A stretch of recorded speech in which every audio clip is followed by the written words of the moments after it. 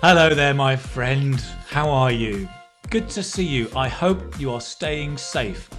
I'm delighted to be here this morning to see you and also to be giving this lesson.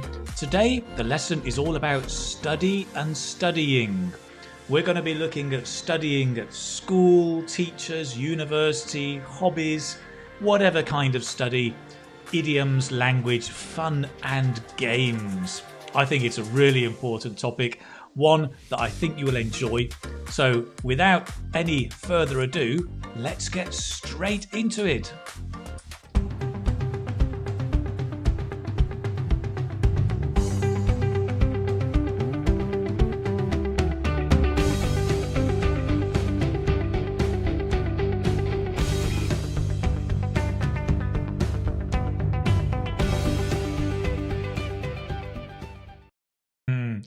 Hello, how are you? Nice to see you here. Thank you so much for joining me today and for joining all of us around the world.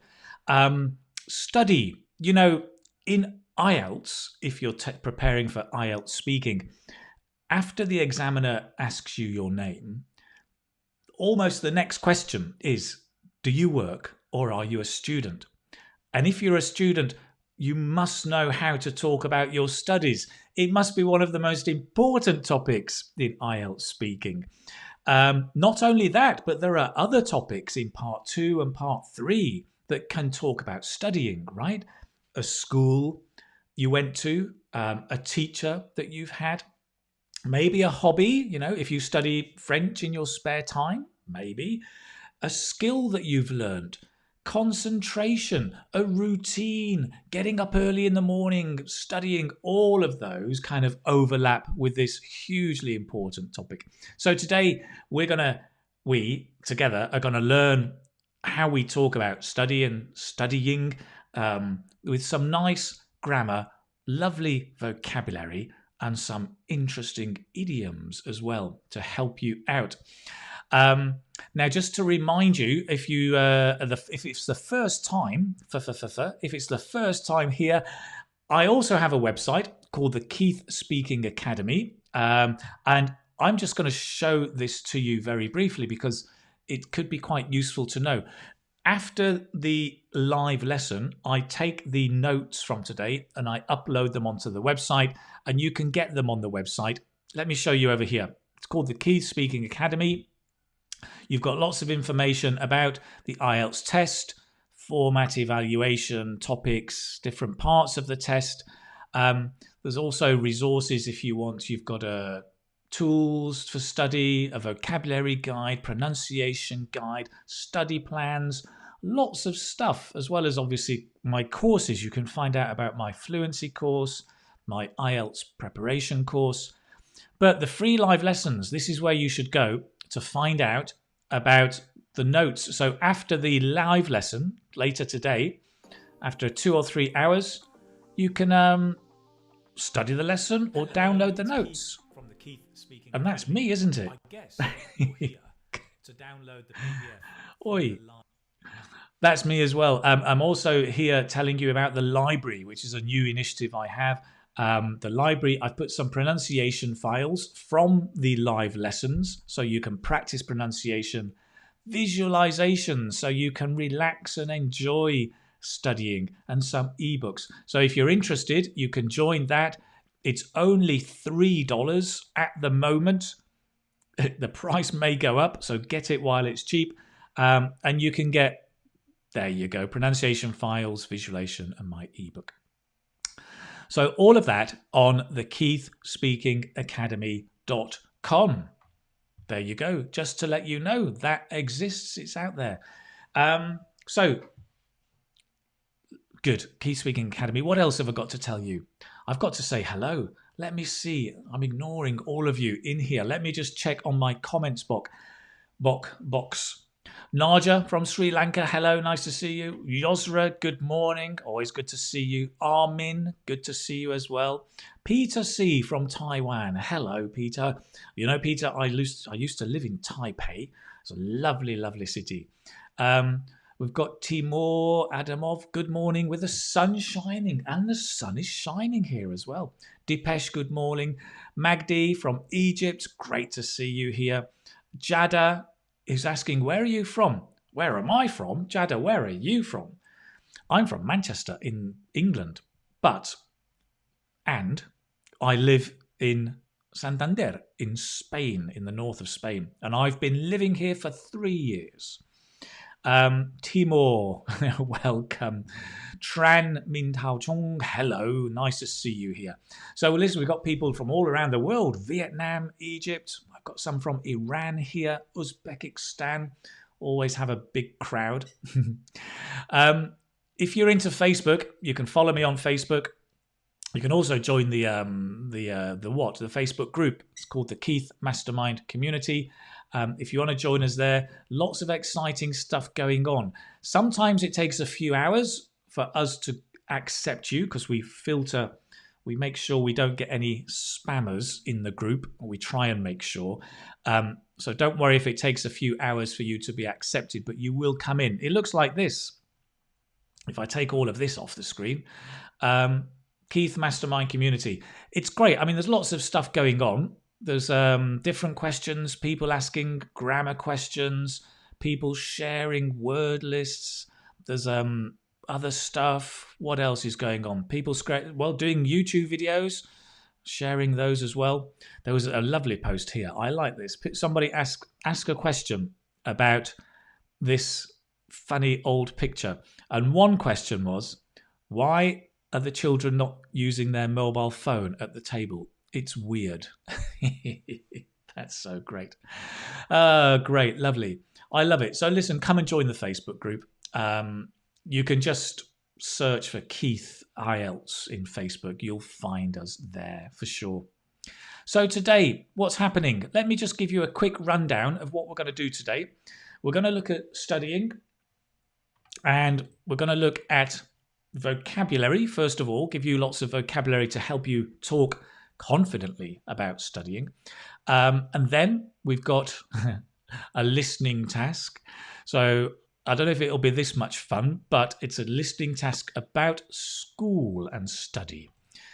After that, we'll move on and look at some study techniques, because not only do you need to know how to talk about study, it's always useful to learn or to pick up.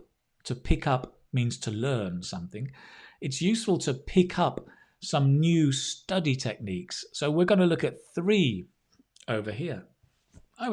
3 study techniques today that you may know, you may not know. We'll find out. Of course, we have a little look at some idioms. There's always some useful idioms. For example, do you know this one?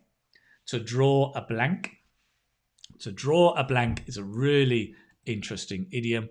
I wonder if you know it. Maybe you do. Maybe you do. So we'll be looking at that. Come away. Come down. Why doesn't it come down? There it does. It comes back. Oi. Stop being in the spotlight. And then finally, we're going to review. We've got a little Kahoot for you to review. It's a fun game at the end to do a bit of review. So that's what we've got today. All of that. Studying. Let's begin at the beginning. I was just looking at your comments. I need to stop getting distracted. Let's jump straight in, right? We've got study. So when we talk about studying, right, there are different tenses we can use. Let's start with the basic present simple, right? I study. So if the examiner does ask you, do you work or are you a student? Yes, I'm a student, actually. I'm a student at university and I study French. Now that would have been true for me. So for example, yes. I'm going to add something here. I'm a student at, right? Make sure you get this right. It's not on. You're not sitting on top of the building, are you? You're a student at university. And you don't need the unless you say the name of the university.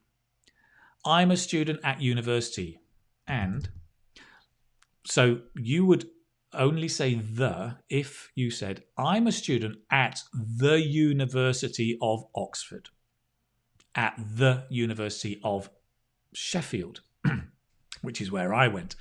But generally, there's no the. I'm a student at university and I study French. So that's what you do. That's the present simple, right? You can also say, I'm studying French, which just, it means the same, but the emphasis is that you're doing it now. It's the same meaning, it's now, but the emphasis is it's an activity in progress, continuing, hence the present continuous, right? So you can say, I'm studying French. And you can also say, I've been studying for, let's say, for 2 months. Let's say you just began studying. I've been studying for 2 months. So you can use the present perfect continuous. I've been studying for 2 months. This tense is just, it's now, but you're looking back at how long. So I began studying in, where are we? In July, August, September, which is now. So I've been studying for 2 months. Okay. So you can actually say any of these. They're all correct. There's just a slightly different feeling or nuance, but they're all correct. The thing to notice, which is important, is you say, if I've been studying for 2 months, if you say since, you don't say 2 months, because for is a period of time, right? But since is a point in time. Since July. That's the really important grammar bit. Since is with a point in time.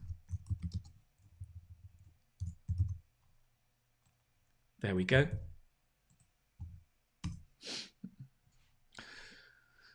So we might say, I'm a student at university.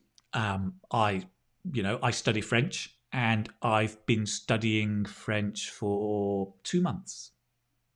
That's it. Perfect. Excellent English. Just do the pronunciation with me and listen to the intonation. I'm a student at university. I study French. Or I'm studying French.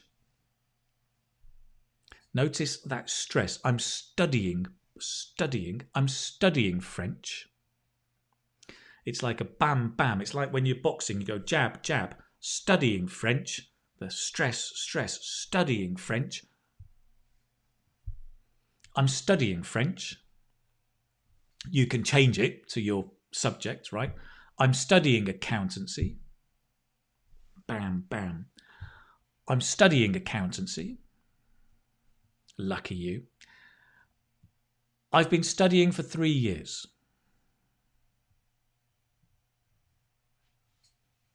Yeah, great. If you've been studying for 3 years, you probably say, I'm in my final year. You might say that as well. I'm in my final year. Or you might say, I'm in my first year. I'm in my first year, my second year, I'm in my final year.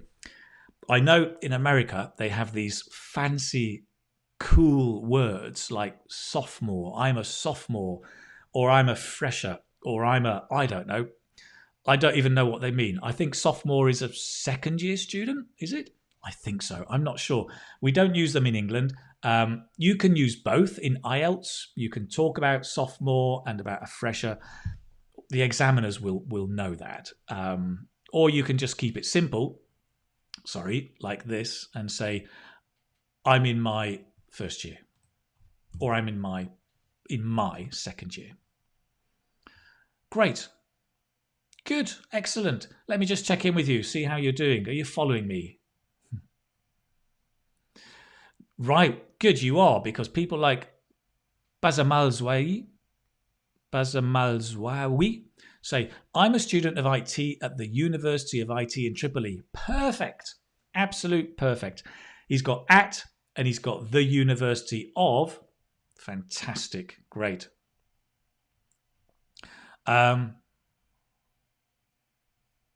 Okay, let's see. Any others? Good. Christina says, I've been studying with Keith for half than a year. For half a year. Right. Let me help you out here.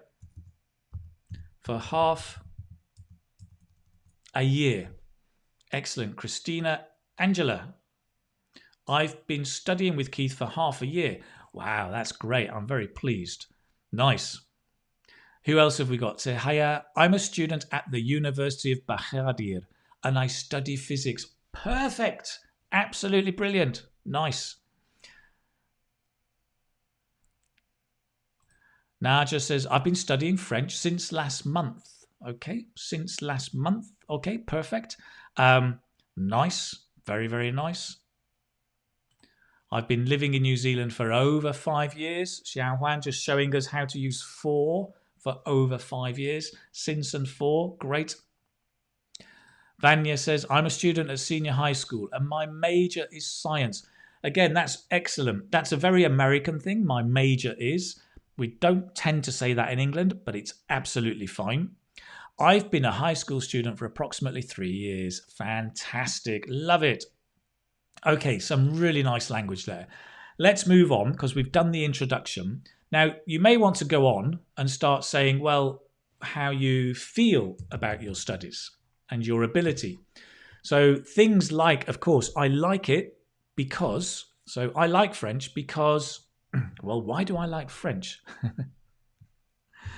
I think it's really useful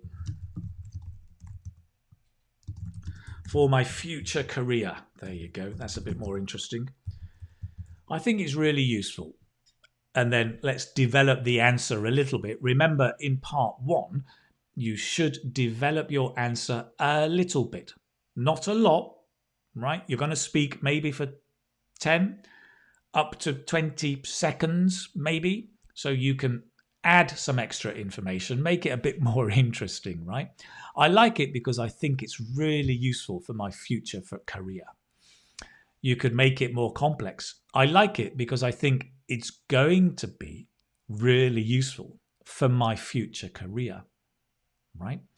Notice the for becomes for my future career, future career.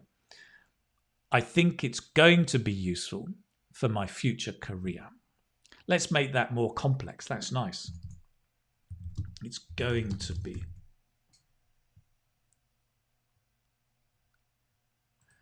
And I would split this up. Whenever I write answers, to be honest, I don't usually write answers. I usually speak first and then write what I said. If you write first, it's not natural. It's very hard to be natural.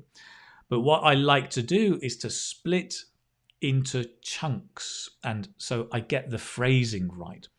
Because when we're speaking, we don't speak in correct sentences. We speak in chunks. I like it because I think it's going to be really useful for my future career. Can you see? It's bum, bum, bum, bum. And you can use that to help you pause. I like it because I think it's going to be really useful for my future career. Chunk, pause, chunk, pause, chunk, pause, chunk, pause. And also it helps you get the intonation correct or better. I like it because I think it's going to be really useful for my future career. I think it's going to be really useful. Stress. So this chunking and this way of putting your answer like this is so much better than a sentence, right? With comma, full stop. You don't need comma and full stop. You just need chunking, intonation. Anyway, so we can say I like it. And another really important thing is when you talk about being good at or bad at. So many people get the preposition confused, right? The preposition is like in, on, at, under, over, right? Those are prepositions. I'm good at something. I'm good at French. I'm not bad at French, actually.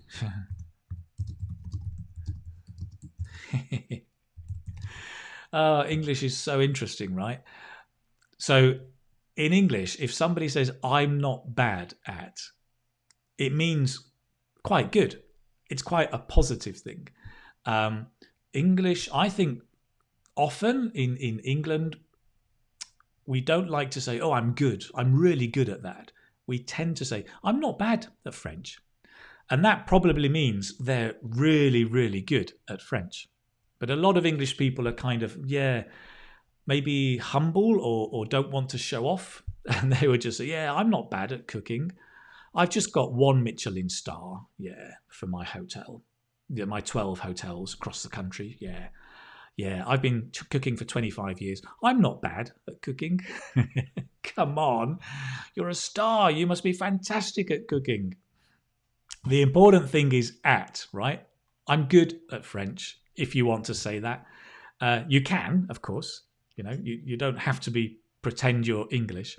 I'm not bad at French, or I'm bad at something. I'm bad at French. I'm bad at Italian. Oh, I know a little bit of Italian. I remember buongiorno, ciao, but I'm really bad at Italian. Oh dear. Yes. Anyway, at. The key message is at, right? So I wonder what are you good at when it comes to studying, right? When it comes to studying, what are you good at? And what are you bad at? Gaurav, I'm good at eating. Come on, when it comes to studying. Naja says, I love English, and to be honest, I'm not bad at English. There you go. That's nice. Great. Mr. Keith is really good at teaching English. Thank you so much. Dorsa says, I'm good at programming. Zinat, join the club. I'm bad at Italian. It's nice because the bad at you can link, right? I'm bad at. I'm bad at Italian. Titalian. Dat Italian. I'm bad at Italian. Nice, right? Ahmed Bahar, nice to meet you as well, sir. Good to see you here. Hui Trung says, I'm not bad at doing puzzles. Right. Tan Yuan, yeah, not bad. Seems like speaking Chinese. I know. I think you have the same humble or humility in Chinese. Salimov says, I'm good at Korean. Nice. Excellent. Farin says, I'm good at Bengali. I'm bad at math. Okay. And so on and so on. You get the idea. Excellent. Nice. So that's how we talk about your ability. Now, some very important words when it comes to studying, right? And I notice these words get confused and mixed up a lot. To memorize, let's just say them first. To memorize, come on, time to practice. To memorize, to remember, to remind. Okay, similar but different. Let me see. I'm sure you guys probably know the difference. To memorize is to learn something by heart. That's quite idiomatic. To learn by heart is to take something, some information, to put it in your head so you can speak out without looking at the information, right? To memorize. Some people are very good at memorizing, ing. Some people are very good at memorizing telephone numbers. Some people are good at memorizing names. I had some friends at school who were very good at memorizing facts, figures, names of the kings and queens, historical dates, all of that. They were great at memorizing. At school, we had to memorize poetry. We had to learn certain lines by heart. We had to learn some of the Shakespeare quotes by heart. We had to learn, we had to learn French idioms by heart as well, right? Je suis trempé jusqu'aux os. I've still got it in my head. You know, I'm soaking wet. Revenons à nos moutons. Let's get back to the point. It's still here because we had to learn them by heart as children. So learning by heart and memorizing is getting the information here so you can speak it out without looking. So to memorize, that's the first one. Some of you, like Nihal says, I'm good memory at math. I'm good memory. Now, okay, here, let me help you out. I have a good memory for something. This is slightly different, right? So I'll add this onto our list, but I'm good at memorizing, or I have a good memory for.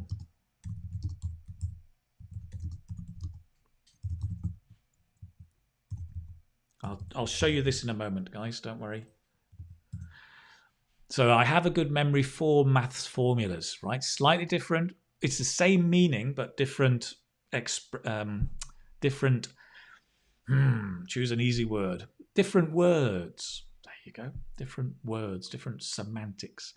I'm good at memorizing names, but I have a good memory for names. They're both good. They mean the same. You're learning by heart. Excellent. I like it. Very, very nice. Maybe another example. Tran says, I'm not really good at memorizing vocabulary. Apart from your spelling of vocabulary, that's an excellent example. Thank you very much. I sometimes memorize my passwords because I'm always forgetful. Right. Good. Excellent. Because I'm forgetful. Yes. So to memorize, I'm good. I'm sometimes memorize my passwords. Somebody on Facebook says, I'm bad at memorizing figures and names. Yes. Oh, Naja, I'm going to skip because I keep picking your comments keep coming up. It's a little bit like the YouTube algorithm. It seems when I click on your comments once, it comes back up again and again. Some people are good at memorizing birth dates. Birth dates, yes. Or birthdays.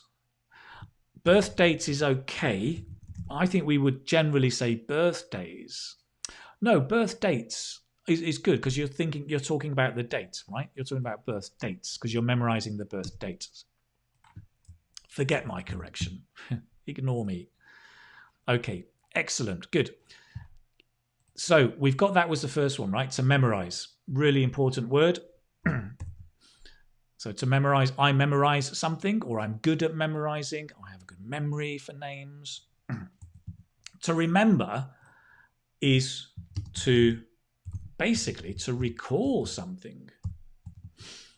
To recall. So something happened, or you have some information, and right now it comes into your head. Oh, I remember. Your name is John. Oh, I remember. You live in London. Right. Oh, I've just remembered I need to call the gas man. So to remember is to recall something into your head, right? To remember to do something. I must remember to call my sister later. I can't remember your name. I'm sorry. Okay, that's to remember. Now, to remind is to tell someone not to forget. To remind someone is to tell them, don't forget to do something. I will remind you to hand in your homework tomorrow, for example, right? At the end of the class, I will remind you to check the website so you can download the PDF. So to remind somebody to do something. Someone to do something. So that's a slightly different meaning, right? That's telling somebody. So to remind is basically to tell. But to tell someone to remember something. Okay, good. Those are the slightly different meanings. So let's just have a quick review of what people have said. Just a few examples. She reminds me to pick her up at 4 p.m. Okay, yep, good. She reminds me to pick her up at 4 p.m. So that sounds like she does that every week or every day. She reminds you. You may want to say in the past, she reminded me to pick her up at 4 p.m. That's remind. We've got memorize from Zainal. I could not memorize the date of special events. And this one, which is from Deadline, I like to remind you the time. So to remind you something, the time of the meeting. You're almost there, Deadline, almost. Really nice example. Make a small change. I like to remind you the time of the meeting. But again, sounds like I do this every day, like it's a habit. And I think it's probably just right now. I think that's better, right? Oh, I'd like to remind you the time of the meeting. It's 6 o'clock. Okay, good.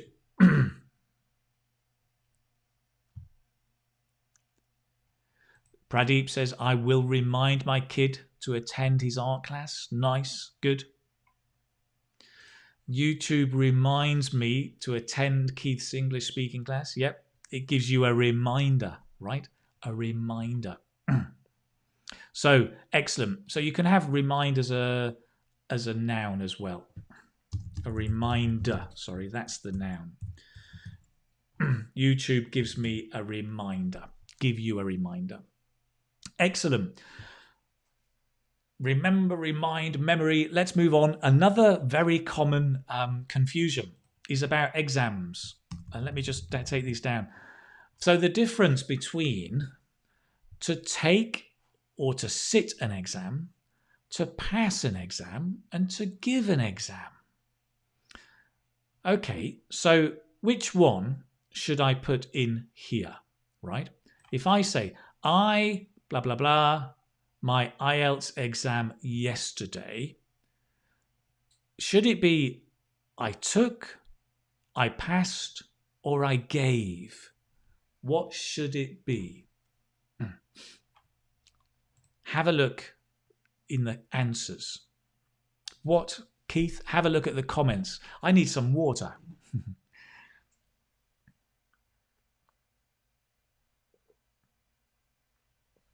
Well, interesting, right? Some interesting answers.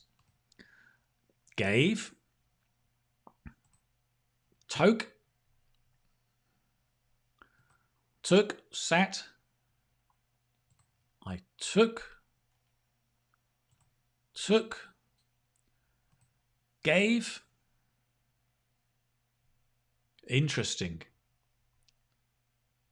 Gave, took. Okay, here's the answer.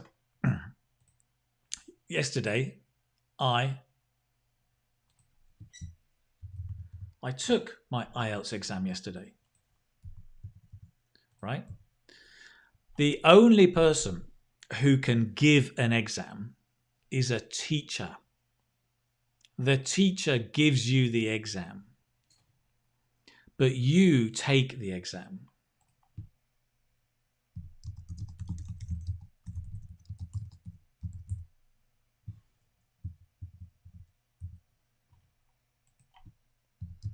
Students take, meaning, right, to do, basically. So to take or to sit, both of those are good. You can take or sit exams. That's what students do. Students do exams, or they take or sit. A teacher gives an exam. And to pass means to do well in an exam. Equals not fail. Fail. There you go. So that's to pass an exam. So of course, in my example, I know that you can't say, I passed my IELTS exam yesterday. You can't, because you don't know. Because IELTS takes 2 weeks to give you the answer. So you don't know if you've passed, right? Sometimes in the Facebook groups, people say, I passed my IELTS test yesterday. And I'm thinking, no, you didn't. Maybe you failed. You don't know. You took your exam yesterday and you hope you will pass, but you don't know. What you can say is, I passed my exam, my IELTS exam,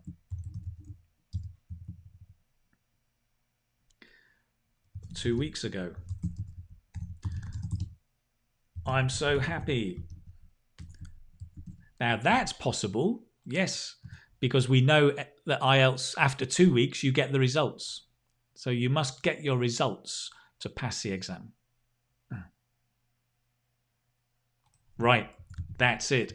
So just be careful with the difference between to take or to sit, which is the most common one, to pass or to fail, right? Those are the two other ones when you do well or not at an exam. And very rarely are you going to use this. The only people who talk about this is teachers, really. The teacher gave us an exam.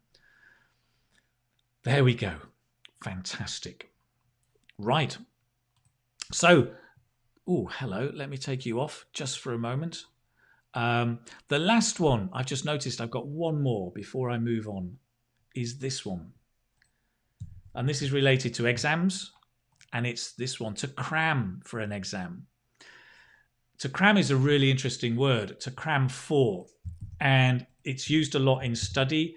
To cram for an exam is to study very, very hard in a short space of time.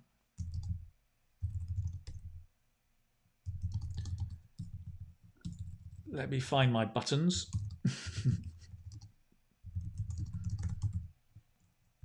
To study Harbin in the north of China. To study hard in a short space of time. You know the typical thing, right? You've got your exam in 2 months' time, and you spend the next 2 months watching Netflix.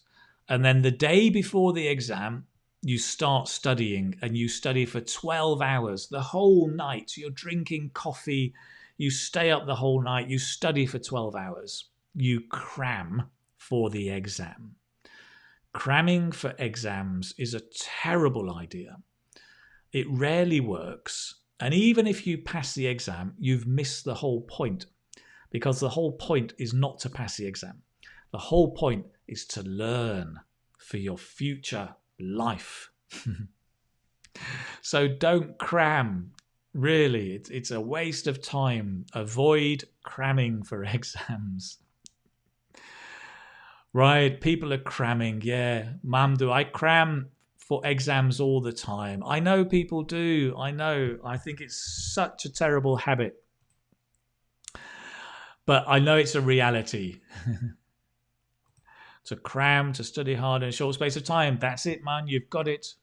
Yes. This is a nice expression. KDI. I crammed, I crammed for.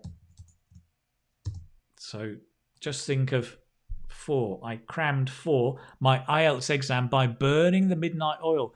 So that's when you stay up late drinking coffee or Red Bull to stay awake. Burning the midnight oil. Very nice language. Very nice. Olga, I've crammed for my math exam. I'm bad at maths. The reason you're cramming is not because you're bad. The reason you're bad is because you're cramming. Yeah, Jessica, I totally agree. It's not good to cram for your exams at last minute. Yes. This is another good expression, at the last minute. And thank you, Jessica, because this is nice to show everybody. At the last minute. I don't know why we say that. It's singular, right? It's the very last minute, at the last minute. But it's a very good expression. Thank you, Jessica. Let's add that. I often study at the last minute. At the last minute. So in the singular, at the last minute. Sometimes when we're going out, my wife will say, I need to change my dress. And at the last minute, she says, I need to change my dress. And I say, we've been getting ready for half an hour.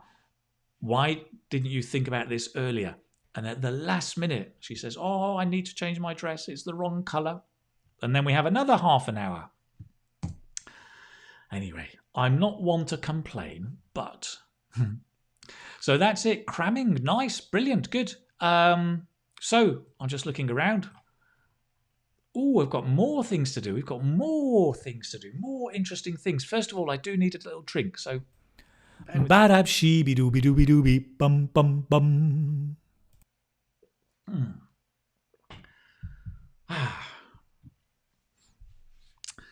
The other day, somebody, I can't remember where, I think it was on Facebook, was asking me how important are idioms and phrasal verbs? It's a good question. And my answer was idioms are important because idiomatic expressions are in the band descriptors. So they are evaluated. But I said, don't sweat too much. Don't worry too much because we don't use lots of idioms when we speak, right? You know, in a 15-minute conversation, you may drop in, I don't know, 2 or 3 idioms, maybe more idiomatic expressions. And those are kind of wider. So I don't stress too much about idioms. I think they're useful, but don't learn lists of hundreds of idioms. Just learn some that are going to be useful for you. What's interesting, though, is that within idioms, you've also got phrasal verbs. And phrasal verbs are not always idiomatic, but sometimes they are idiomatic. So they have a different meaning from the words together. So I think phrasal verbs are also very, very useful to learn or to pick up. There you go. To pick up is a phrasal verb. To pick up is when you pick up the pen, right? But the idiomatic phrasal verb, to pick up something, is to learn something almost by chance. I went to France. I actually lived in France for a year and I picked up French. So it's not really studying, but it's learning by doing and by experiencing it. So I picked up a lot of French. I picked up some new expressions when I was there. So phrasal verbs are interesting, and I think they're very, very useful. I'm going to share with you some phrasal verbs now. These are less common, but I think they're interesting. Right, let's see. Hello, guys. Hello, guys. Phrasal verbs. To buckle down. It's a lovely phrasal verb, to buckle down. The buckle, am I wearing? No, I'm not wearing a belt. The buckle is part of the belt. Let me show you on, let me see if I can show you on Google, right? If you bear with me. Oh, you don't need to do that. Oh, well, never mind. Buckle. Buckle. Buckle down. Buckle on a belt.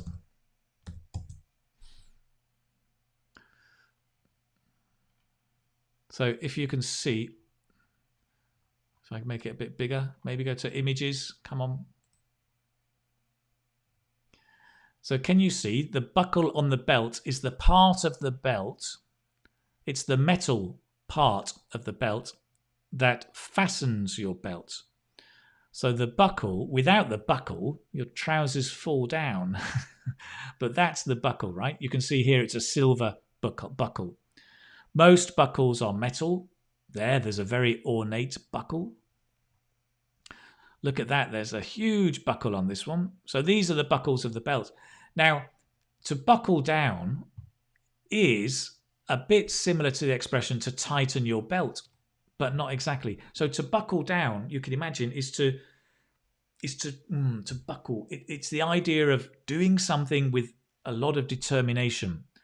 Imagine the buckle is really tight and it's difficult to buckle, but if you buckle down, then you do a task with determination. So typically with studying, my parents would often say to me, "Come on, Keith, it's time to buckle down." So on the weekend, Saturday and Sunday, I'd be relaxing. I'd be watching television like in the morning, and my dad would say, "Come on, you've had enough television. It's time to buckle down, do your homework." So you have that kind of situation. For example, I've been procrastinating. Oh, what a great word that is. Procrastinating. That means kind of to be lazy. Kind of.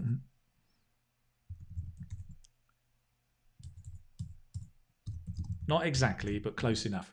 I've been procrastinating, but now it's time for me to buckle down and start studying seriously. So that's it, to buckle down. Great expression, right? In the exam, you could say, well, I'm studying French. I've been studying for 2 years, and I study at the University of Sheffield. I've got exams next week, actually. So I've been buckling down the last few days, getting ready for the exams. Beautiful language. Very, very nice. Yeah, very good. Excellent. Anad says, "Come on, guys, buckle down our preparation for the IELTS exam." Yeah, so to buckle down without a noun, so you don't buckle something down. There's no object here. So you need to put in 2 verbs. But this is really good, Anad, because this shows everybody how to use it. Okay, so with buckle down, there's no object. You don't buckle down something. It's just you buckle down. Come on, guys, buckle down and prepare for the IELTS exam, right? You see, so there's no object. There's no it. Brilliant, good. You can do this. This is good. Hang on, where are we? Somebody had it. It was fam. I should buckle down for the IELTS exam. Yes. I should buckle down for something. That's great. So you can say, as in my example, to buckle down and do something, or buckle down for an exam. For IELTS. Yeah, so you can also say for. That's great. Really good. Jilang, yep, very good point. I like it. I think it can be used in writing, but need to fit the context. Yes. So phrasal verbs can be used in writing. Just remember that a lot of idiomatic expressions tend to be spoken, but as you say, Gilang, Peramata, it depends on the context. With the right context, yes, you can use it. Excellent. Very good point. Next one. So we've had to buckle down. The next one is to pick up. And I think I explained this to you already, right? About learning something, but not studying formally. It's learning kind of informally. Let me knock over my mouse. Here we go. To learn informally. To learn something informally. Come on, lo. I'm speaking Guangdonghua. Lo, lo ha. To learn informally. Where did you learn to cook so well? I picked it up by watching YouTube videos. So you can pick up things when you're learning informally. Lots of people pick up things on YouTube, right? Lots of examples there. Good. To pick up something, you can pick up something like I picked up French. Many people pick up languages when they go and visit the country. They don't formally study or go to class, but you can just pick it up by speaking to people, right? And by looking at the signs, reading newspapers, you can pick up the language, reading newspapers. Keith, what century are you from? People still do read newspapers, right? I mean, the paper newspaper still exists, but less and less. Good. To brush up. To brush up on something. This is a nice one. Again, it's all about studying. So to brush up, to brush, right? To brush your hair. To improve an existing knowledge or skill. So if you already have a skill or knowledge, but you want to make it better, then you brush up on. And we normally link it like it's brush up on, brush up on, shapon. Say that? Shapon, shapon, brush up on, brush up on, brush up on my Italian. I need to brush up on my Italian. Right, great. I haven't spoken French for years. I really need to brush up on it. I haven't spoken French for years. I really need to brush up on it. I haven't spoken French for years. I really need to brush up on it. Okay, again, that idea of chunking, right, that I was talking about before. I will try and make my answers more like this, right? I need to brush up on my Italian.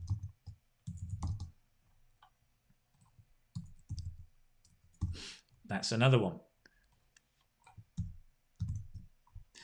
I need to brush up on my Italian.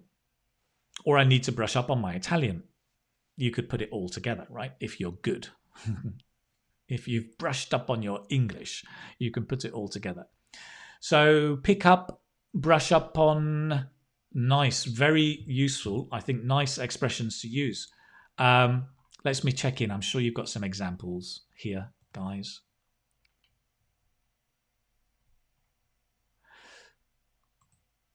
Right, Kathy, this is really interesting what you've said here. Since 2 weeks ago, I'm brushing up on my German speaking. Now, wow, there's a lot of interesting things here, Kathy.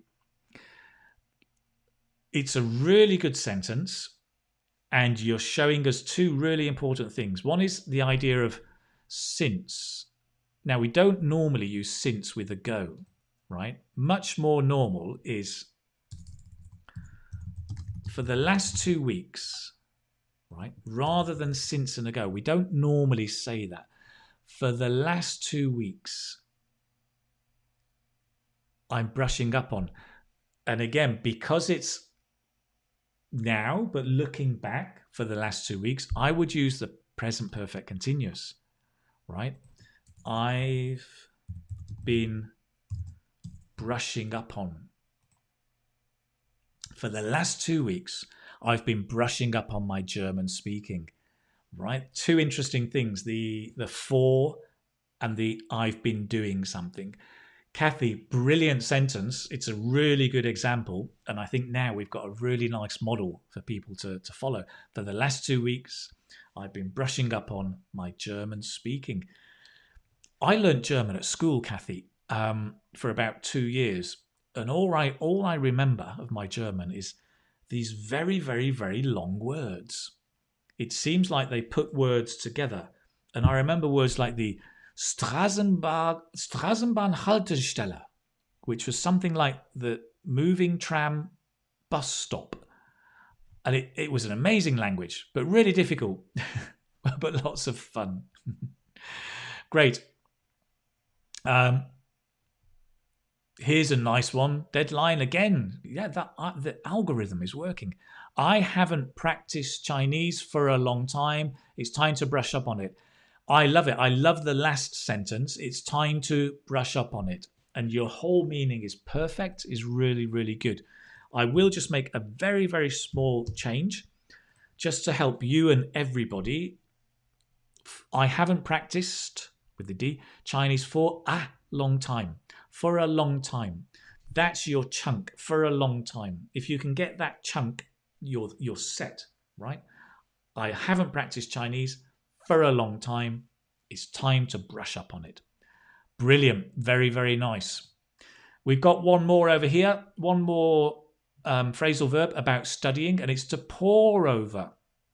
To pour, P-O-R-E, to pour over. The same pronunciation as to pour some water, right, into the cup. Different meaning, but same pronunciation.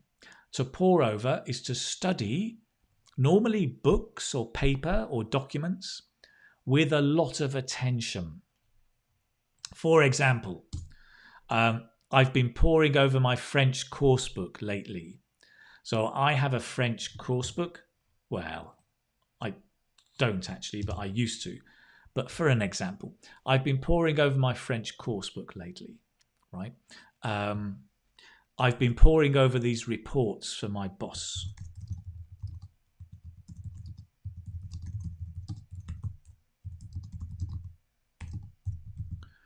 Hey, where have you gone?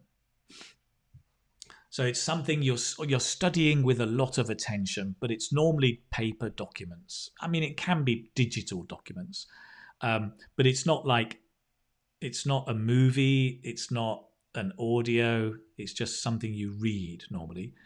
I've been poring over these reports for my boss. Stuff like that, right? So these are all phrasal verbs. Gosh, let's see. Farzana, Fazana, Alipo. I've pored over my chemistry books. Fantastic, brilliant. Naja, again, I've been poring over, not on, I've been poring over my English course, right? I've been poring over. I always pore over English books, gnaw at them. Love it. Very, very nice. Well done.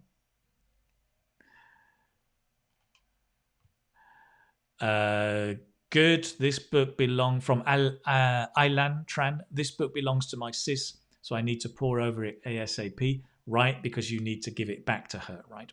Okay. Brilliant.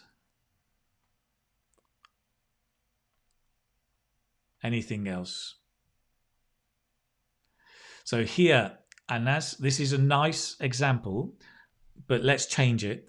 I was poring over for. No, okay. So we need to take away for. You don't need for. To pore over something. I was poring over my assignment, right? So I was studying my assignment very carefully, but my teacher didn't like it. That is nice. That's very, very nice. Good. Anaf, thank you very much. Excellent.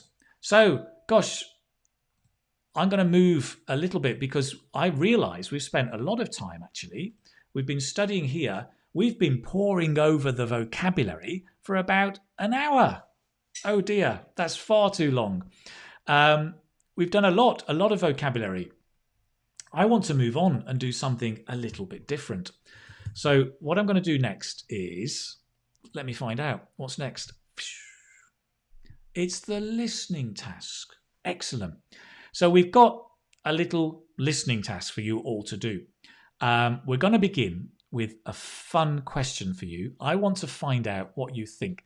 This listening task is about me, right? So I wonder if you can guess whether these sentences are true or false. Let me show you. So here we are. This is, let's call it an IELTS listening task. It's all about schools and study. Can you guess whether these are true or false? And you can just write 1T or 1F in the chat box. I'll read them through to give you some time, and then just put your answers in the chat box. This is before listening, right? I'm just asking you to guess whether you think it's true. The listening is about me at school. Holy moly. Keith loved sitting quietly at his desk in school. True or false? He found it tricky to learn things by heart. True or false? Remember, learn by heart is to memorize things. Number 3, he preferred biology to foreign languages. Prefer something to something. True or false? He preferred biology to foreign languages? Number 4, he would burn the midnight oil, cramming before most exams. Now, I've told you about the midnight oil, right? Is when you're studying very late at night, probably drinking Black Bull. He would, so that's me, this I used to in the past, I would burn the midnight oil, cramming before my exams. I told you I don't like cramming, but maybe when I was at school, things were different. Haha, maybe. Number 5, he passed all exams with flying colours. True or false? Write down your answers and let's have a look at some of them. Gives me a chance to sip my tea.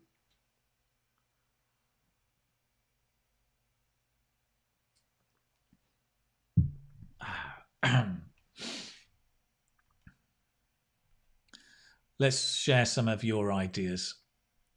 So we've got, okay, it's not working. Sayam says number 1 is true. Okay. Sanju says number 2 is false. That's very kind of you. Adelia says number 1 is true. Number 3, Fabrizio says number 3 is false. Okay. Art Lover says number 4 is false. He would cram. Right. Yeah, you're assuming that I was a good student at school, right? Zainab says it's also false. Also thinks I was a good student. Ash says number 3 is true. I preferred biology. Yeah, it's interesting because do remember that as children at school, we may be a certain way, but often as adults we change, right? Possibly. Or is that just a red herring? Number 5, Krishna says very true. He passed all his exams with flying colours. With flying colours means very, very well, right? To pass your exams very well. Tamana also says it's true. Well, let's have a look. Has anybody got... Yes, Zin, Meme Ang has got all. Number 1, false. Interesting. Good. Number 2, true. He found it tricky. Yeah, to learn things by heart. Good. Number 3, true. I prefer biology. That's right. Interesting. Number 4, you think is false about cramming. And you think I passed all my exams with flying colours. Very, very interesting. Okay, so obviously I'm not giving you the answers. But what I'm going to do is play an audio, a listening passage. I want you to listen and check your guesses. Okay, so listen to this passage and check your guesses if it's right or not. Okay, then let me put this in. What's the best way for me to do this? Because you want to still see the questions, don't you? Okay, what I'm going to do, I'm going to try this. This might work. Oh, it might, but it might not. Okay, might not work. Listen carefully. I'm also going to be testing your memory. Here we go.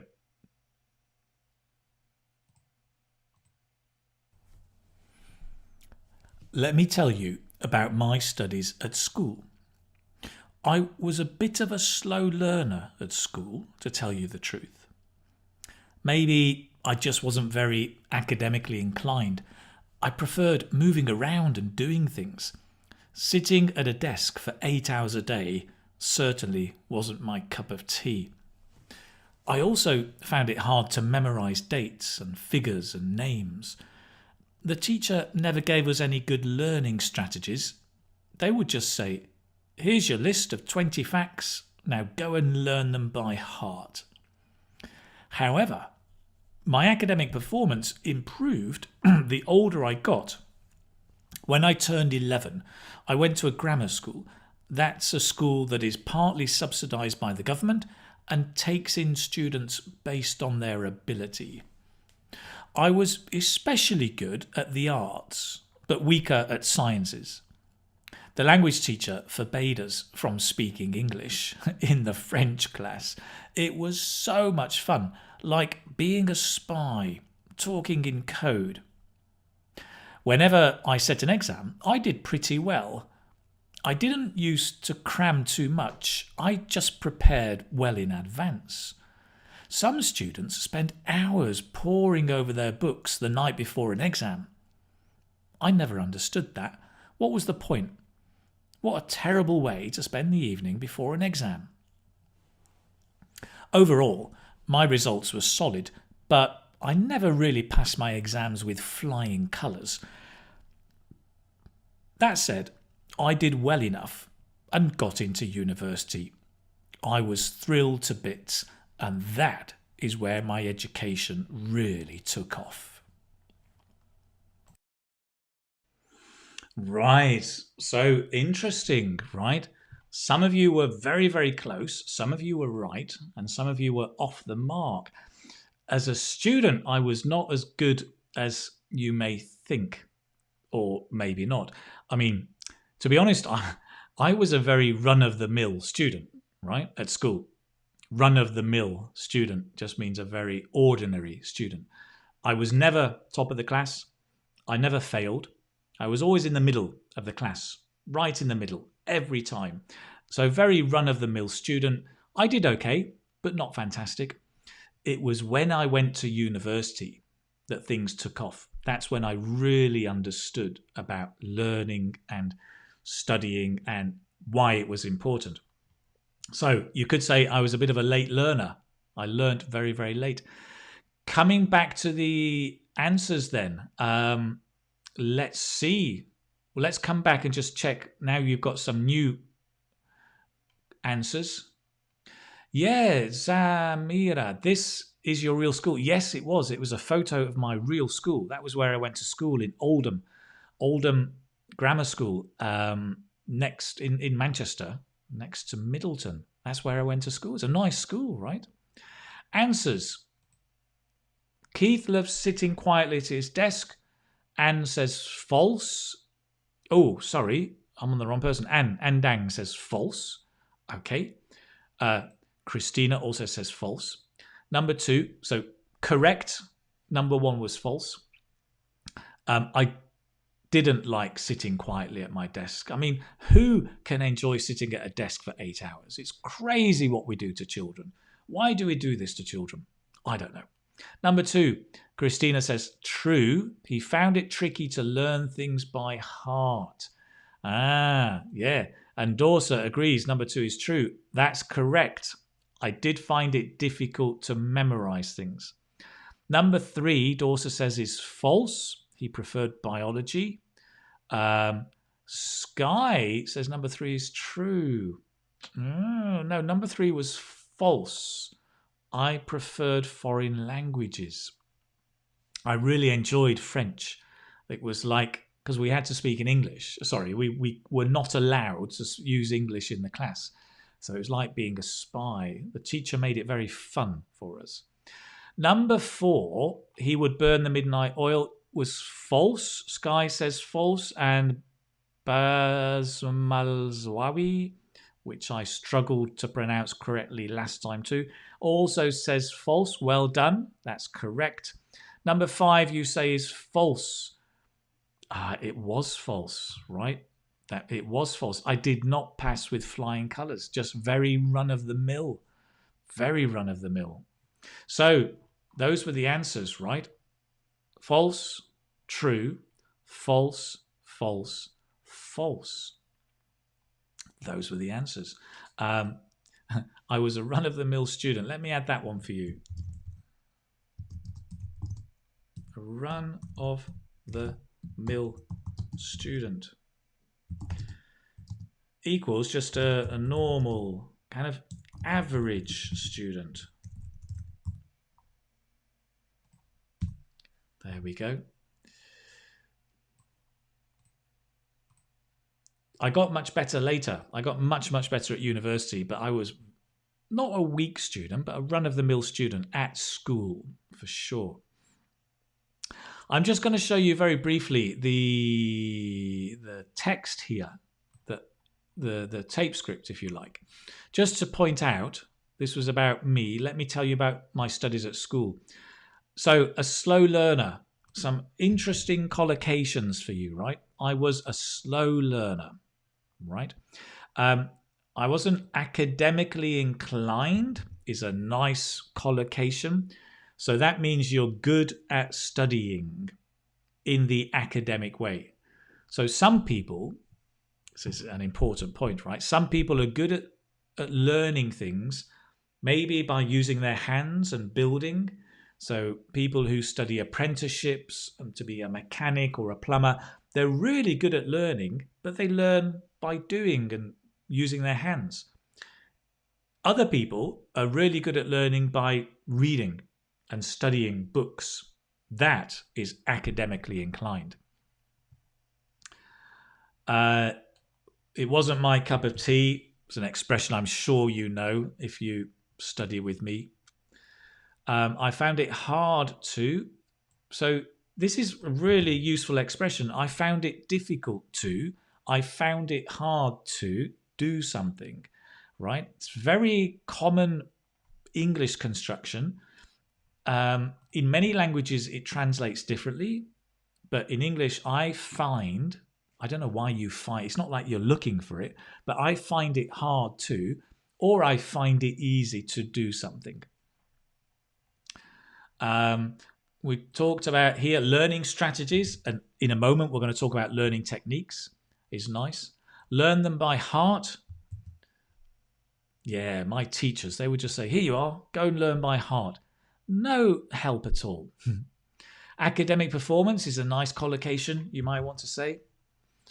To turn 11, that means to become 11. When you go from 10 to 11, you turn 11. When you go from 19 to 20, you turn 20. In England, when you turn 21, it's a big event. It's because you become, you become an adult. I was good at.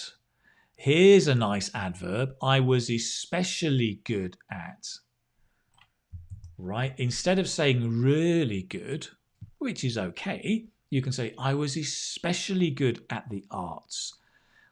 The arts is like languages, history, maybe geography, and the sciences is the others, the biology, physics, chemistry. So very often at school we divide our studies into the arts or the sciences. Actually, in reality, they're not that separate, but at school we separate them.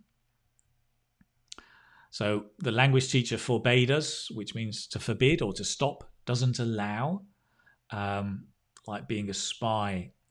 Remember we say to sit an exam? Yeah. To take an exam, remember that collocation? I didn't used to cram. You remember the meaning of cram, right? To study very intensely for a short period of time. And the opposite is to prepare in advance or to prepare well in advance. That's a long time in advance.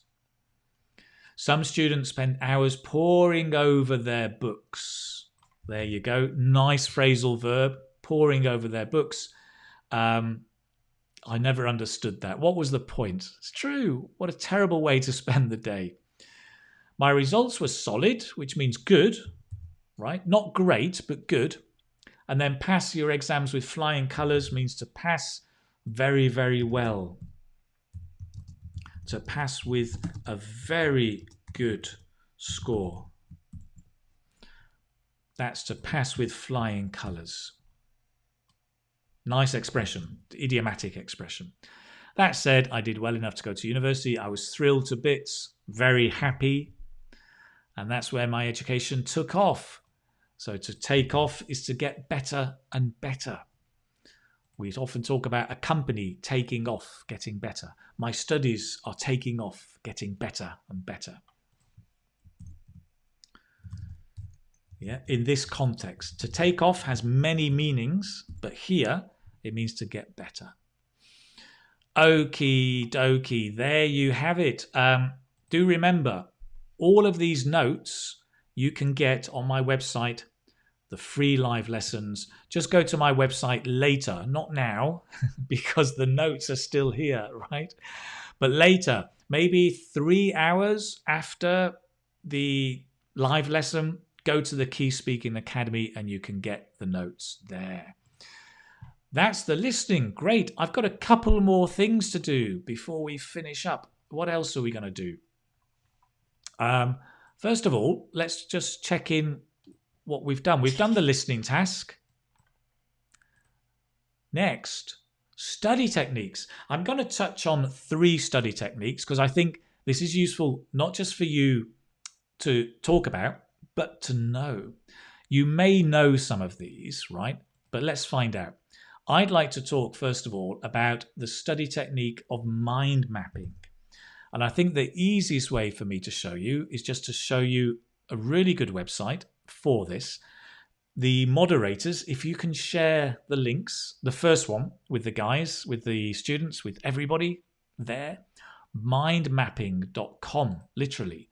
So let me show you on the website. Whoops. No, come back. What's it done? It's gone crazy. It's gone mad. Football crazy. Right, here we go. So let me just switch to here. This is the website called mindmapping.com. So mind maps look like this. You may have used them. The idea is that you can summarize important information in a system that looks like your brain.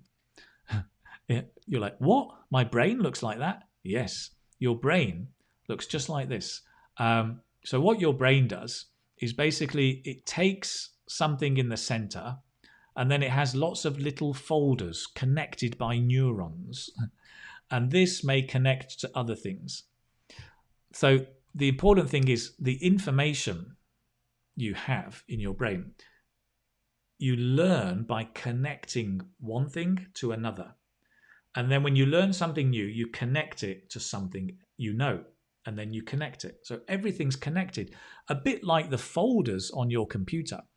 And that's how we learn, by connecting things in our brain to things that we know. Mind maps are perfect for that because they help you store information that your brain can access easily. Did I say easily? That's an interesting word. Easily. And what's more, by using colors, images, and pictures, it helps you remember. And then short words, 1 or 2 words or 3 words. So what you do basically, I mean, just to let you know, is you enter the main topic, like capital letters, capital cities. You brainstorm the topics, and then you got lots of branches like London, Paris, New York. You can then create subtopics to give more detail. Then you can rearrange the topics. You can add images, colors, and then these notes. You take notes to your topics and attach research files if you want. This website actually, it tells you about the benefits. It's faster. It's easy to rearrange. This is actually telling you about software, free mind mapping software. If you want to do this on the internet or on your computer, there's lots of software you can do. You can get to do it. some interesting information there, basically. But the whole idea of mind mapping, I think, is a fantastic one. I use it a lot. I use it when I'm listening to a lecture and I take notes in a mind map. Because to be honest, who's going to go back and read lots of paragraphs? It's so difficult. Doing a mind map as you're listening to your teacher is a really good way of doing it. So my challenge to you, can anybody do a mind map of today's lesson? Ha! If you can, do a mind map of today's lesson and go to the Facebook group, this one. It's Keith Mastermind Community, IELTS Speaking. Go and find us, go and join the group and share your mind map of today's lesson. That's my challenge for you. I love mind maps. I do really think they are really effective, right? Now, the next one I'm going to look at with you is something called spaced practice. And for language learners, this is something that we use a lot, but you can use it for any topic at all. Again, moderators, if you can share the link to the, this is learningscientist.org. Spaced practice is where instead of cramming, it's the opposite of cramming. So instead of cramming everything really tight, you learn over a long period of time. You spread your learning over weeks or months. Spaced practice is so important for language learning. You cannot cram language learning. You can't cram a language and hope to get a good score in the test. You need spaced practice. So when you learn a new word, it doesn't stay here. You need to repeat it the next day, and then it goes deeper. Then you need to review it some weeks later so that it goes from your short-term memory to your long-term memory. And spaced practice is so important for that. There's a lot of research around it. I think it's seen as one of the most powerful ways.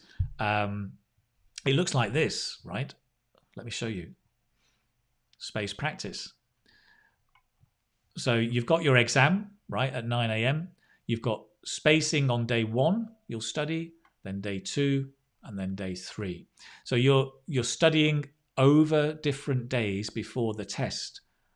It's different from cramming. So cramming is day 1, you just cram everything. You do everything in one day, and then you've got the exam. Spaced practice is you practice over days or weeks before the exam. It's very, very simple. It's an interesting article, right? It basically tells you what spaced practice is. It's the opposite of cramming. It gives you some tips on how you should do it. Set aside time every day. Make it a habit. Review information from each class. And that you have shorter learning sessions. So instead of studying for like 12 hours, you may study for 10 minutes or 20 minutes. Okay, so, and then it says, but cramming works. No, that's what students say. And then it tells you why cramming doesn't work. So spaced practice is really good. If you use flashcards like Anki or which are the other ones? Anki, Tiny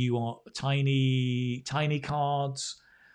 There's quite a few different apps that have flashcards, and that they use spaced practice. So they show you the cards, you practice them, you learn them. If you get them wrong, in your next session, the next day, they come back up. So you get spaced practice over time. It's really nice. So for language learning, it's the key, spaced practice. The last one I'll share with you is the Cornell technique. Again, a very, very well-researched and famous technique. It's one that I use sometimes. I kind of adapt it, but you do whatever works for you. With all of these techniques, don't think you have to follow them step by step. If you want to adapt them a little bit, do. Make it work for you, right? The Cornell approach, if you've never heard of it, let me just show you, is about taking great notes. It's a great way to take notes and to review. to review them. So basically, can I show you something? Take notes by hand, so writing them down. There is some research about how this helps people memorize things. The Cornell method looks like this, okay? So on your piece of paper, you divide your paper into 3 areas. Okay, 4 areas, but the top one is the title. You take notes in the right-hand column. You write keywords and questions in the left-hand column, and you make a summary at the bottom. Okay. Now, the idea is you take notes on maybe a lecture that you're listening to or a book that you've read. You use bullet points, so it's not paragraphs.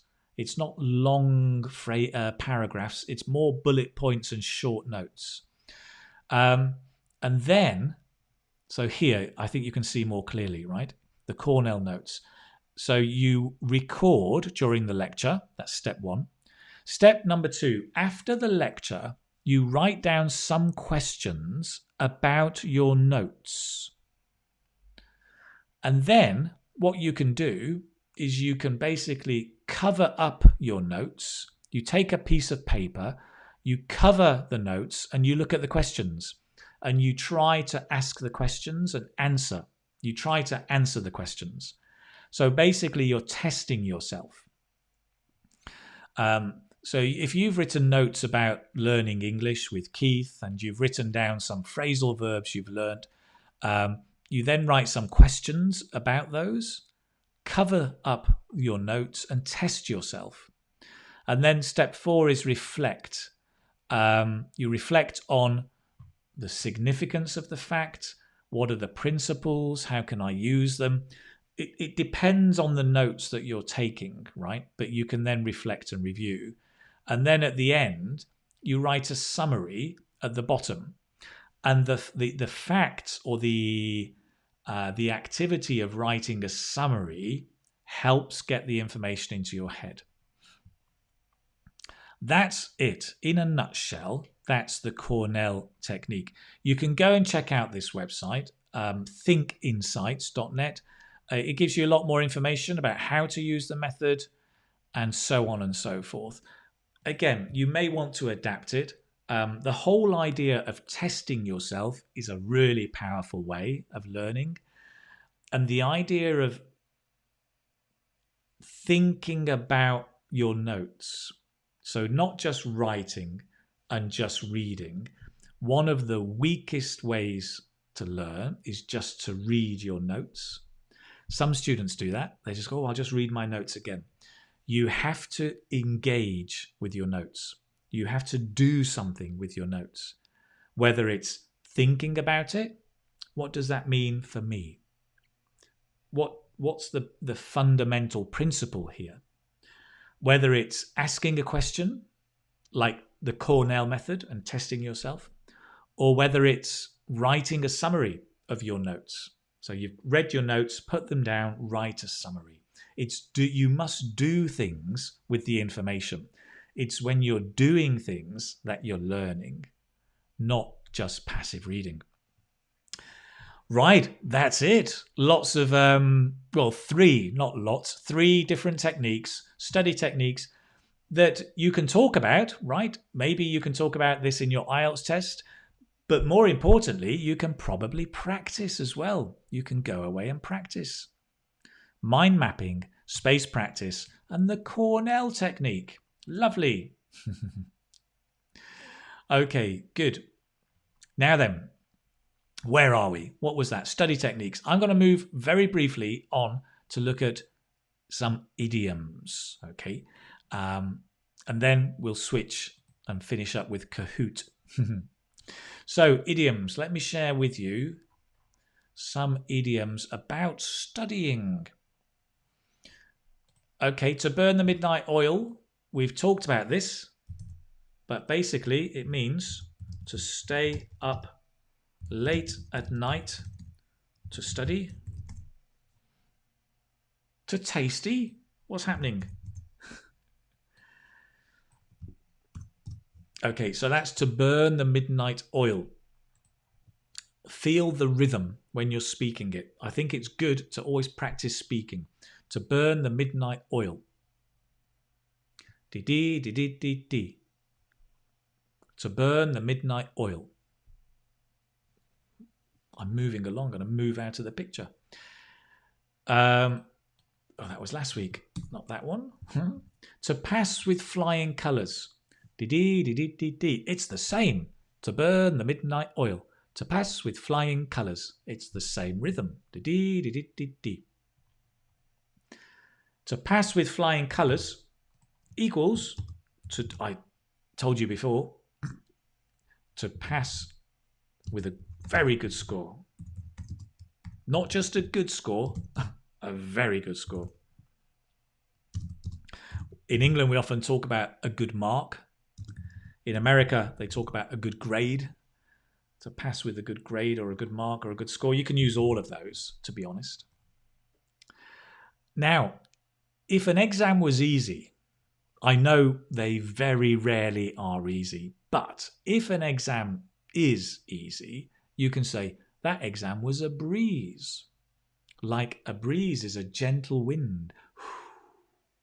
That exam was a breeze. Or a walk in the park. That exam was a walk in the park. And you're going to be laughing at this example. My IELTS was a walk in the park. Which just means very easy. You're like, Keith, come on. You're kidding me. IELTS is not a walk in the park.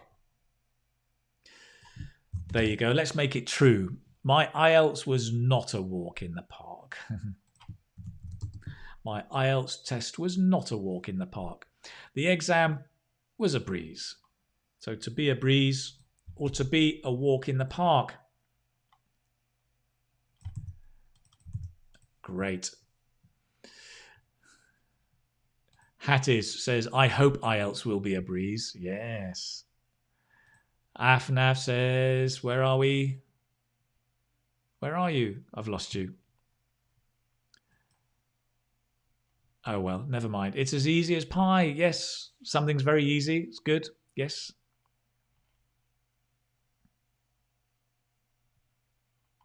Okay, nice. Next, to scrape a pass. This means to pass, but only just. Almost fail,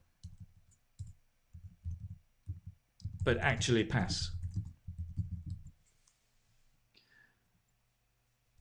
So the pass mark was, let's say, 70%. I got 71%. I scraped, not scrapped. Ah, come on. Autocorrector, I love you and I hate you. I scraped a pass. So to scrape a pass is to only just pass. For example, the pass mark was 70%. I got 71%. I scraped a pass. To scrape is when you, it's like scratch, not like that scratch. Scrape is you need a special tool. I wonder if my daughter has. Oh, she normally has every tool I need. But there's a special tool. I'll use my mobile phone. And when you do that, right, and you're scraping something off, scrape maybe the food off a plate. Not exactly. It's because that will damage the plate. When you're doing woodwork, right, you'll be scraping the wood with a special tool. So it's being really close to something, hence the idea of scraping a pass. You're close to failing, but you manage to scrape a pass. Barely passed. Thank you very much. That's the word I'm looking for. I barely passed. KDI, good. To avoid getting borderline marks is the same idea, right? To avoid scraping through. Okay. Scraping a melon. Yeah, you can scrape a melon. Exactly. Yes. This is nice. I'm deep. Very nice. I used to scrape a pass in mathematics. It's still a bugbear for me. Yes. And Andy, you pointed out, of course, in IT, we scrape hidden codes. Yeah, there's scraping in codes. I've used that in the Facebook bug developer tool. Scrape off the cement from the floor. That's the idea. You guys are explaining so much better than me. Can we use to be a breeze in other contexts? Like what? I'm wondering. We talk about exams being a breeze. So when Manchester City beat Arsenal, yeah, that match was a breeze. It was a breeze. Yes. Yeah, we can say that was easy. So when somebody wins a competition or beats somebody, you can say it's a breeze. So I think the short answer, Hong Yuan, is yes. You can use it in different contexts. Yes. Okay. And I've got one or two more. To draw a blank. To draw a blank is when you, well, to go blank, to draw a blank is to let me see. I'm going to change that. I'm going to change it to go blank because that's probably more useful for you. Is when you can't think of anything to say. And this happens to a lot of people in IELTS speaking, right? You go blank. You just can't think of anything to say. In the middle of the test, I went blank, right? In the middle of my interview, I went blank.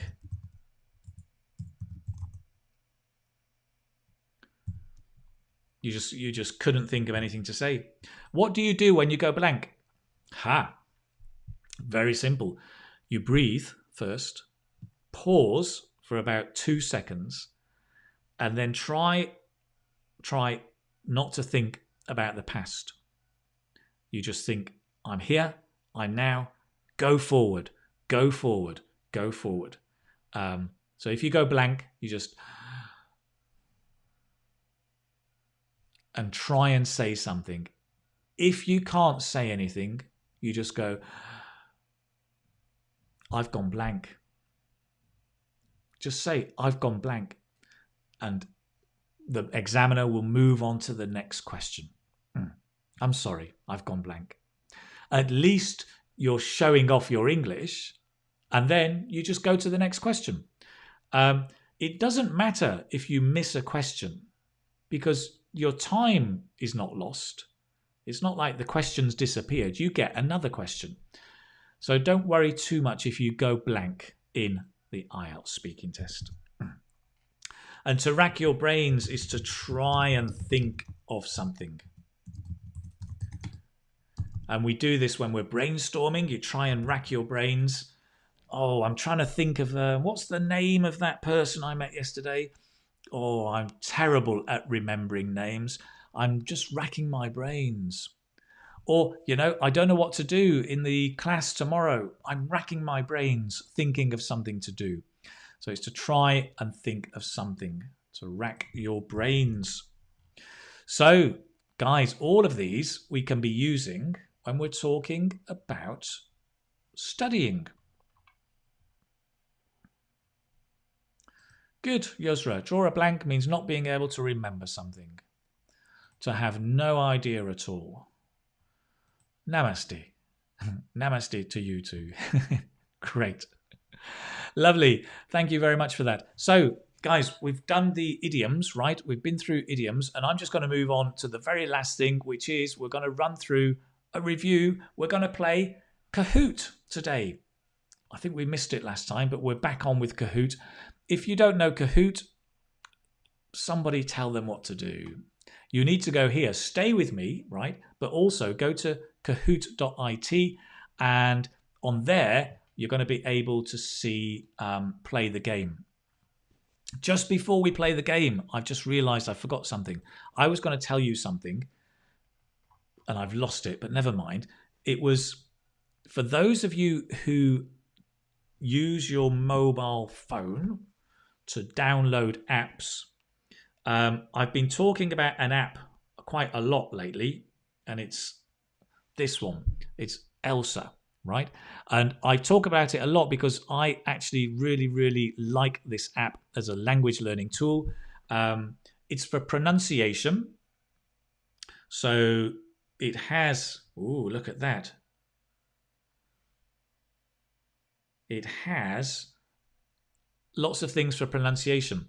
But also, if you go through in the new features, you'll find that I'm actually in there. The IELTS Speaking Challenge. Last week, I did a video all about IELTS Part 2, all the phrases you can use in IELTS Part 2.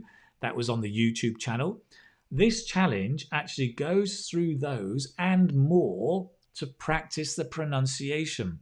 So you can get it in Elsa. If you've not been onto Elsa, it's ELSA. It's basically a mobile app.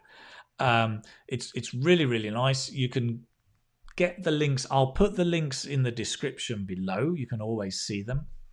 But go and check it out, and go and check out the challenge that I'm doing, and you can practice there. Elsa do basically it.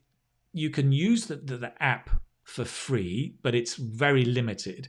But if you then pay, you can pay a yearly membership or a lifetime membership. I'll give you some links with discounts below. You can go and check it out and practice with me. It's great. So I just wanted to let you know all about that. Go and see the Elsa challenge. It's happening. But right now, we're going to come back to our Kahoot. So let me get into Kahoot. We're going to review the words from today. Remember, you need to go to kahoot.it, put in your name, and then also put in the PIN number. Don't ask me your name, but you can ask me the PIN number. So where are we? It's this one over here. Let's play. And I'll put this on the screen so you can actually see what the PIN number is. Kahoot is loading. We're going to play the classic game. Get ready to join. Can I make it a bit bigger? There you go. There's the PIN. 8282042.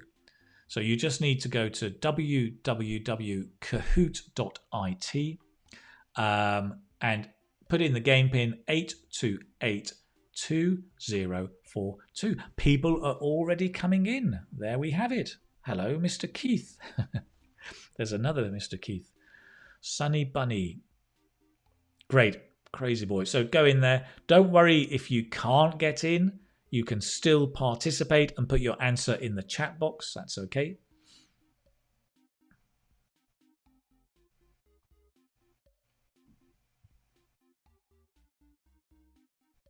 Great. I'll give you a minute to join.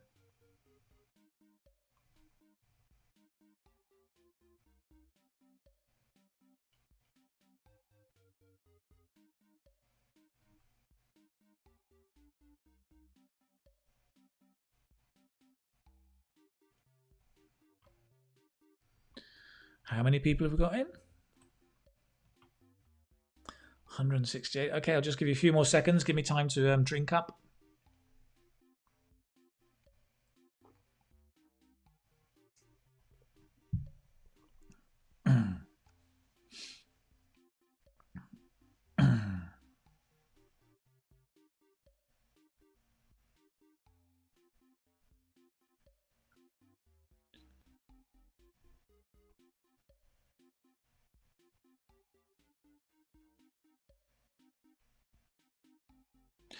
Great, we've got enough people in there. That's fantastic. Let's start. Let's go straight in. Oh, as soon as I say that, there's a rush of people for the door. Okay, let's begin. Remember, you can also participate by just putting your answer in the chat box. Studying, I'll read the question and the answers. Number 1. I've been studying French blank I was 12. For, when, since, or as. I've been studying French blank. I was 12. You've got 30 seconds to answer.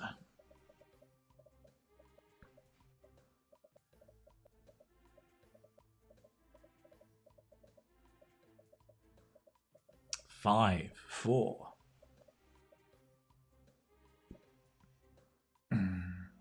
Whoa, not bad, not bad. So, 110 of you got since, which was correct. Great. I've been studying French since I was 12. Remember, since is for a point of time. When? 37 people said when. You can't use when here because it's the present perfect continuous, which is from now, looking back. You could only use when if it was I studied French when I was 12 in the simple past, but not here. Okay, well done, the vast majority. Nice. So the first one up was Harry, 1208. We got Ning in second place and Hanin in in third place. Keith Senpai is in is in fifth place. Question number 2. I'm really good blank memorizing answers. In, on, for, at. I'm really good blank memorizing answers.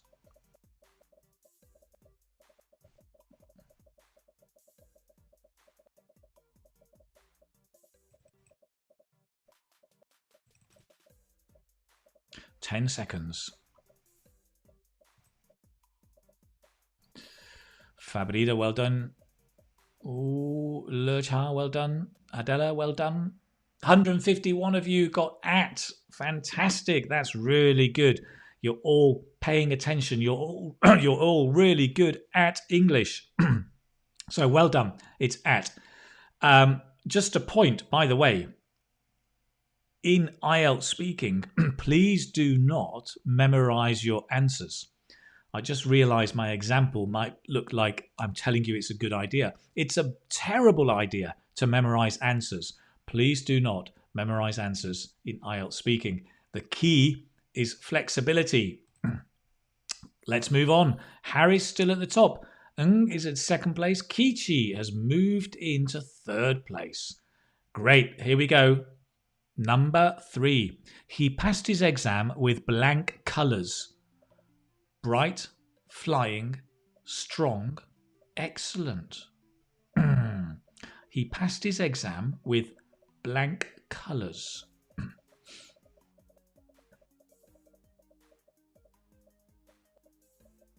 Phone FF, well done. Emmanuel, well done.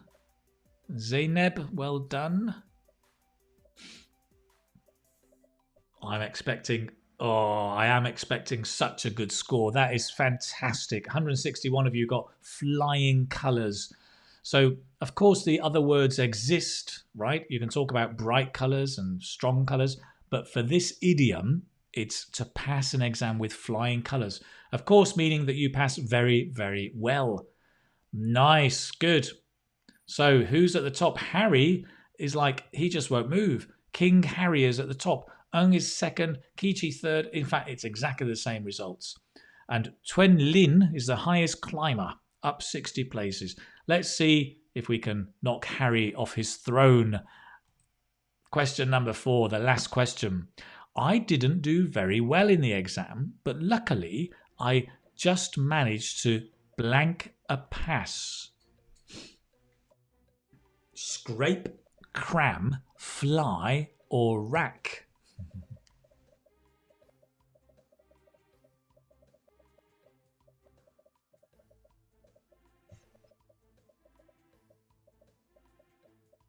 Dong, well done. Pooh, well done. Mohiuddin, well done. Mora, nice. That's also very, very well done. 122 of you got scrape. So I managed to scrape a pass. Yes. So don't get confused with the other words, to cram, to study a lot, to fly, flying colours, and to rack your brains. But here it's to scrape a pass, which is just about make a pass, to barely pass. Well done. It's the moment of truth. Is Harry still on the throne? Well, Pie has moved up. He has moved up. And now? Wow, look at that. He's still there. Harry, 1208, congratulations. Fantastic result. Well done. That is very, very, very, very good. Love it. Great. Now then, let me come back. Where are we? Here we are. Good. I found you again. So, very, very interesting. Today we've been talking about the so important topic, such an important topic, studying, right? In IELTS speaking, whether you're a student, talking about schools, about teachers, about ways of studying, it's all there. I hope you've learned lots of new language, some idioms you can use. I hope you've picked up some new study techniques you can go and check out and try. Do remember, in a few hours, you can go to the website, the Key Speaking Academy, and pick up the PDF from today's live lesson and see what we're doing there. And what else? Come and join us on the Facebook group if you'd like to be motivated, participate in some interesting activities, practice your English, meet a speaking partner, and so on and so on. And also, if you've enjoyed today's lesson, then do think about my online course, IELTS Speaking Success, Get a Band 7 Plus. It's a complete course. It's different from YouTube, totally different videos. It's a much more structured course based on model answers. It's got lots of language and vocabulary to take you up to the level that you need for a Band 7 and above. Lots of practice as well. So you can go and check it out. The links will be in the description below. Moderators, if you can share the link, that would be fantastic so people can go there. You can check it out. If it's right for you, go ahead. Brilliant. That's it. IELTS Speaking Success, Get a Band 7 Plus. Thank you very much for joining me today. It's been a really, really fun. I've really enjoyed it. I've enjoyed sharing the language with you and some ideas. It's been interesting listening to your ideas and suggestions. You know, you're making great progress. And I can see from today's Kahoot that you're all paying attention and learning stuff step by step.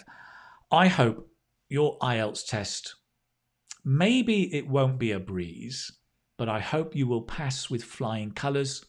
I hope even if you scrape a pass, that you get the score you need to go ahead and do what you want, whether it's study abroad, immigrate, or get a new job. I wish you all the best. Take care, my friends, and stay safe. And I will see you next time round. Oh, I've just remembered. Next week, there is no live class. I do apologise. I'm unable to be here next Thursday. So we're going to miss next Thursday. The week after, in 2 weeks, that will be the next live class. But you can watch my videos on Saturday. This Saturday, I've got a video coming out. It's all about improving your listening skills and speaking skills. Really good for IELTS speaking. Check that out on Saturday. And I will see you soon. Take care, my friend. All the best now. Bye-bye.